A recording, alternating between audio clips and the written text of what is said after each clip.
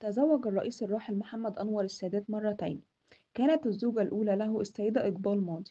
تزوجها الرئيس الراحل محمد أنور السادات في بداية حياته، وكانت تكبر عنه في السن بعام واحد. تعرف عليها السادات عن طريق أخوه سعيد، فكان صديق لأخوه. وتعرف سعيد على السادات عندما كان السادات يتعلم السباحة في ترعة قرية ميتا بولكوم، وأنقذه سعيد من الغرق. وكان والدها عمدة ميتا بولكوم. ولدت السيدة إقبال ماضي سنة 1917 في قرية ميتا بولكوم بالمنوفية، وهي أيضا قرية الرئيس محمد أنور السادات. تزوجت من محمد أنور السادات سنة 1940. أنجبت السيدة إقبال ماضي من الرئيس محمد أنور السادات ثلاث بنات. رؤية السادات وهي الابنة الكبرى للرئيس محمد أنور السادات ولدت سنة 1941. راوية السادات وهي الابنة الثانية له ولدت سنة 1946. كاميليا السادات وهي الابنة الثالثة للرئيس محمد أنور السادات ولدت سنة 1949.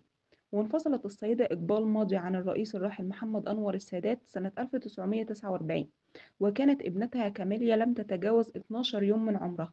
توفت إقبال ماضي سنة 2010 عن عمر 93 عام.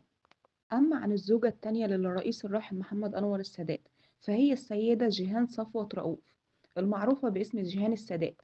ولدت في 29 أغسطس سنة 1933 من أب مصري وأم إنجليزية. تعرفت على الرئيس الراحل محمد أنور السادات في محافظة السويس، فهو كان صديق لزوج ابنة عمته. وتزوجته في 29 مايو سنة 1949.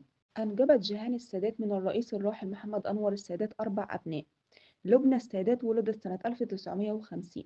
نهى السادات ولدت سنة 1953. جمال السادات ولد سنة 1956، وهو الولد الوحيد للرئيس الراحل محمد أنور السادات. والابنة الصغرى جيهان السادات والمعروفة باسم نانا، آخر أبناء السادات. تزوجت جيهان من الرئيس الراحل محمد أنور السادات من سنة 1949 حتى استشهاده سنة 1981. توفت جيهان السادات في 9 يوليو سنة 2021. أتمنى تدعموني بلايك وشير واشتراك في القناة.